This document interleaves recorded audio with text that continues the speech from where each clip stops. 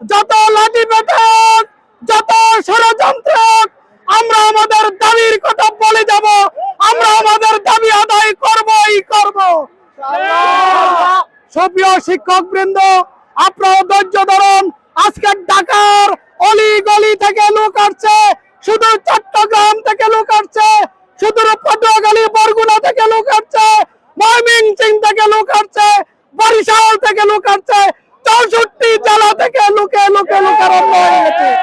শুধু এখানেই শেষ নয়, আমাদের সরকারের সাথে আজকে আলোচনা চলছে, আমাদের দলীয় শীর্ষ নেতৃবৃন্দদের সাথে কথা হচ্ছে, বিভিন্ন শিক্ষকদের সমন্বয়ে কথা হচ্ছে।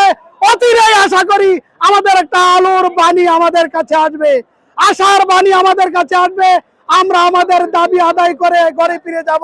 তার থেকে আমরা এক বিন্দু এক পাও পিছপা হব না, আশাবাদ ব্যক্ত রেখে সকল শিক্ষক সমাজকে, সম্মানিত শিক্ষকদেরকে, দেশ গড়ার কারিগর, জাতি গড়ার কারিগর, আন্তর্জাতিক অঙ্গন করার কারিগরকে আমরা সম্মান জানিয়ে আমি আমার বক্তব্য শেষ করছি।